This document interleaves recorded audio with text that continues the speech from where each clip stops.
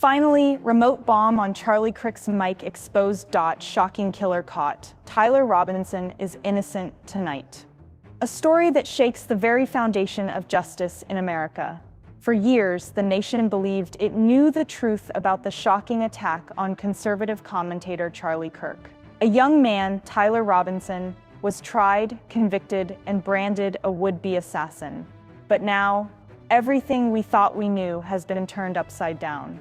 In a stunning twist, investigators have uncovered new forensic evidence that exposes a chilling reality. The explosion that rocked Charlie Kirk's stage did not come from Robinson's hands, but from a hidden device planted deep inside Kirk's microphone and detonated remotely. Please make sure you comment while listening to this update. We will make sure we respond to everything. That's a proof that we are fighting for justice and what is right. This revelation doesn't just clear the name of a man who has spent years behind bars for a crime he did not commit. It exposes a far-reaching failure in our system, raising urgent questions about corruption, political influence, and the rush to convict. Who planted the device? Why was the evidence overlooked? And how many lives were destroyed in the process? Over the next 20 minutes, we'll take you inside the investigation, revisit the night of the explosion, and reveal how a shocking truth finally came to light. This is not just a story about one man's innocence. It is a story about power, justice, and the dangerous cost of getting it wrong.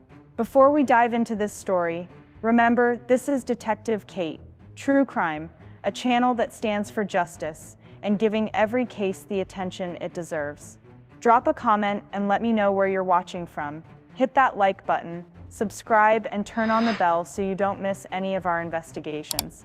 And don't forget, share your thoughts and theories below. Every clue counts.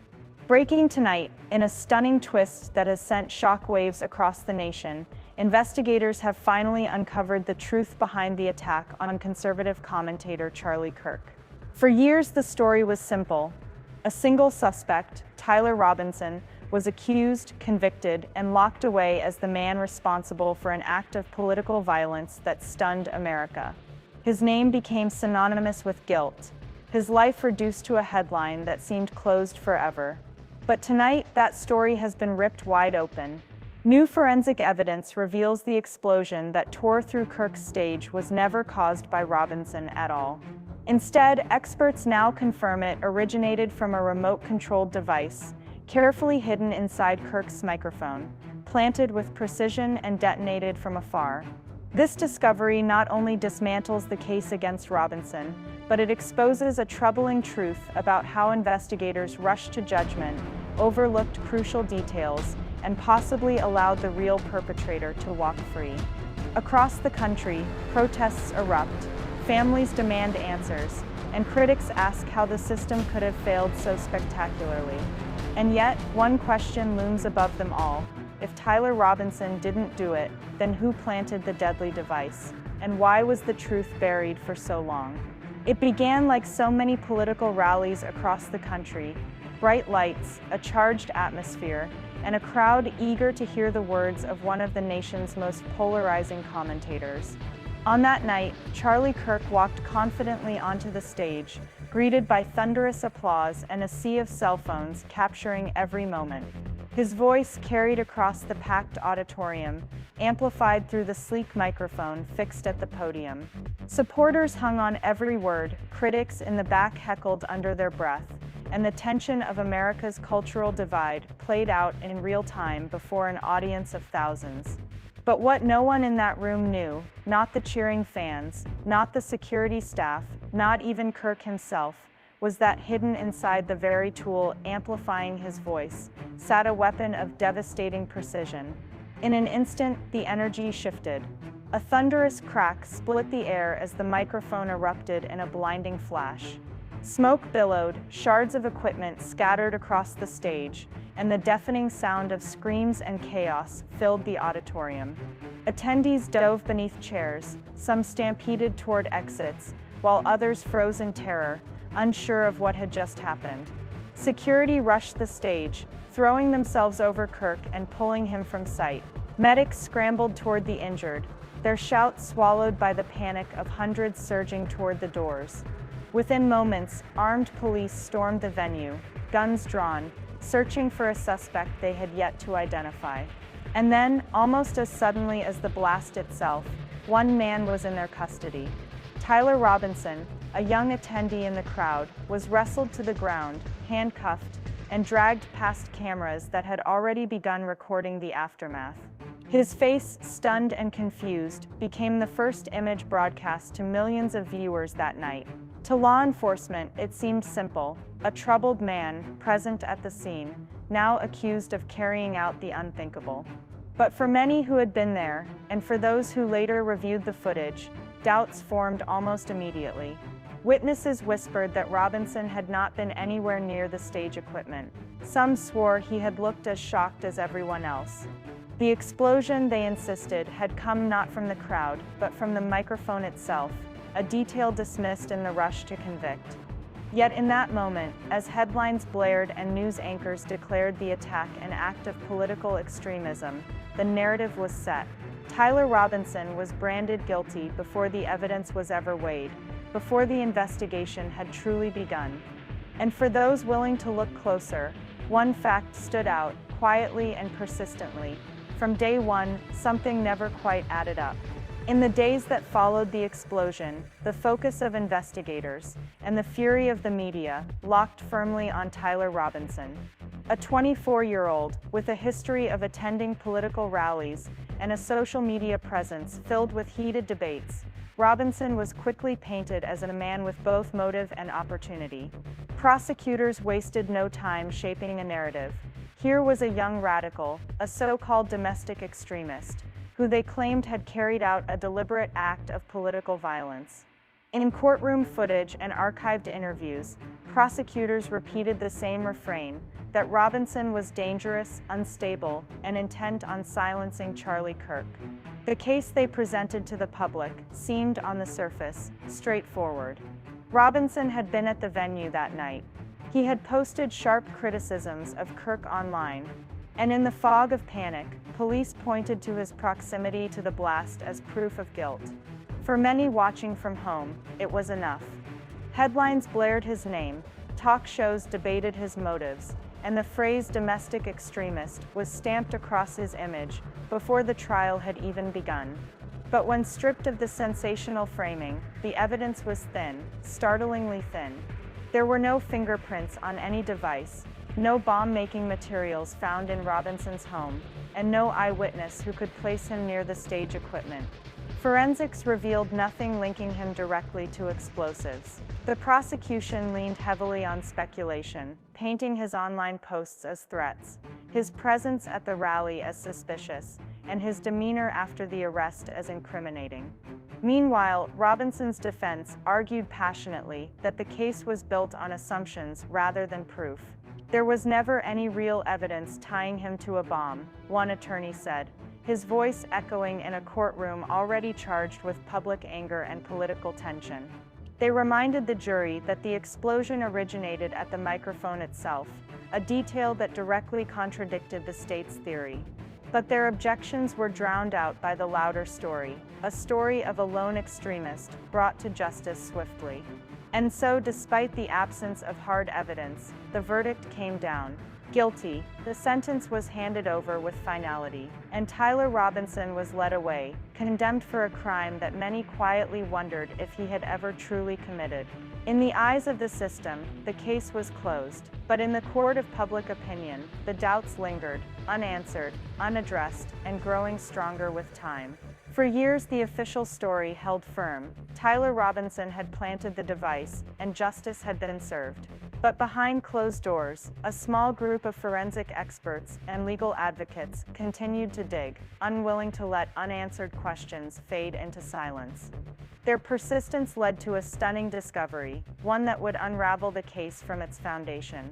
During a comprehensive re-examination of the evidence, independent analysts noticed something investigators had overlooked. The trajectory of the blast, the burn patterns on the podium, even the fragments of shattered equipment, all of it pointed not outward from the crowd, but inward from the very device, meant to carry Kirk's voice. The explosion had originated inside the microphone itself. With this revelation, investigators reconstructed the scene. In a controlled lab, they dismantled a replica of the microphone used that night. As cameras rolled, experts revealed just how easily a miniature explosive could be concealed within its casing. A palm-sized charge, wired to a tiny receiver, triggered remotely from a distance. To the untrained eye, it looked like nothing more than standard stage equipment. To those who planned it, it was the perfect disguise. The implications were staggering. Tyler Robinson, arrested in the crowd and accused of carrying a bomb, could not have placed or triggered the device hidden inside the microphone. The placement required backstage access, technical knowledge, and careful planning, elements that pointed away from Robinson and toward someone far more calculated. The new forensic report left little room for doubt. Shrapnel embedded in the podium matched the interior casing of the microphone, not an external device. Audio analysis revealed the faint click of a remote trigger milliseconds before the blast. And surveillance footage, once dismissed as irrelevant, showed Robinson standing several rows back, recoiling in shock like every other member of the audience. For the defense, it was the smoking gun they had waited for. For prosecutors, it was a devastating blow, a revelation that undermined their entire case. This wasn't an accident. This wasn't a chaotic act of impulse. This was a carefully orchestrated assassination attempt, carried out with precision, hidden in plain sight, and designed not only to silence Charlie Kirk, but to frame an innocent man in the process. With the discovery of the remote bomb hidden inside Charlie Kirk's microphone, the focus of the investigation shifted. If Tyler Robinson hadn't planted the device, then who had the knowledge, the access, and the opportunity to carry out such a sophisticated attack? The answer lay not in the audience, but behind the curtain. Detectives began combing through backstage records, security logs, and surveillance footage. What they found was telling. Among the flurry of staff moving equipment before the rally, one figure stood out, a technician contracted just days earlier, hired under a false name, and quietly working on Kirk's stage setup. At the time, no one questioned his presence. Stagehands come and go, and large events often rely on last-minute hires. But when investigators slowed down the footage, a detail became impossible to ignore. The technician lingered unusually long at the podium, hands inside the casing of the microphone, as though adjusting wires that no one else would have reason to touch. The paper trail was just as damning. Bank records revealed an unexplained deposit into an account tied to this same technician, a sum far larger than his modest contract would have provided. Phone logs connected him to a number traced to an encrypted messaging service, one authorities believe was used to coordinate the attack. Layer by layer, a shadowy profile began to emerge, not a passionate audience member acting on impulse, but a hired operative, paid and planted to ensure Kirk's microphone became a weapon. Experts weighed in with certainty. Only someone with technical knowledge and backstage clearance could pull this off, said one former FBI bomb technician. This wasn't the work of an amateur. This was planned with precision and executed by someone who knew exactly how to hide in plain sight. The picture grew darker with each revelation. Whoever orchestrated the attack had the resources to plant a man inside the production team, the expertise to disguise a device as ordinary equipment, and the cold patience to let an innocent man take the fall. Tyler Robinson had been easy to frame, a convenient scapegoat, already known for outspoken views, and easy to paint as a villain. But now, the truth was undeniable. The real perpetrator had been there all along, hidden behind the stage lights, blending in with the very team meant to keep the event running smoothly.